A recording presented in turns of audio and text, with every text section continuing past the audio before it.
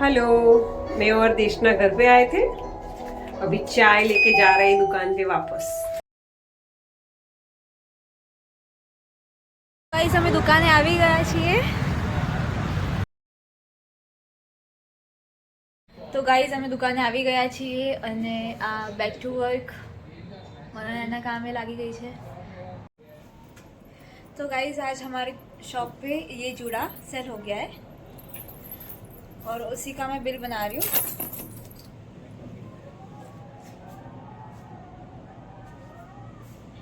आपको यहाँ पे जीएसटी वाला बिल मिलेगा, तो विजिट कीजिए आरोगोल पैलेस आज ही, चांदखेड़ा, आरोगोल पैलेस चांदखेड़ा।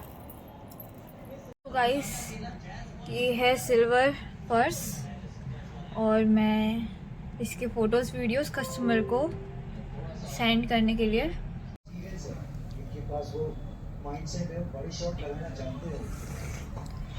केवी चाचे पिंटू आगा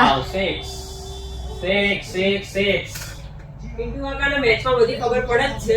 सर कोनी मैच है इंडिया ની ને इंडिया में इंग्लैंड અહીં આપણે મોટેરા સ્ટેડિયમ મોટેરામાં છે ને અમદાવાદ મોટેરામ છે આરવ કે છે ને કાલે જવાનું એમ આજે કે મેચ છે કાલે પરમ દિવસે છે, કાલ શું જશે? કાલે પરમ દિવસે છે બીજી મેચ। મેચ તો આજે છે।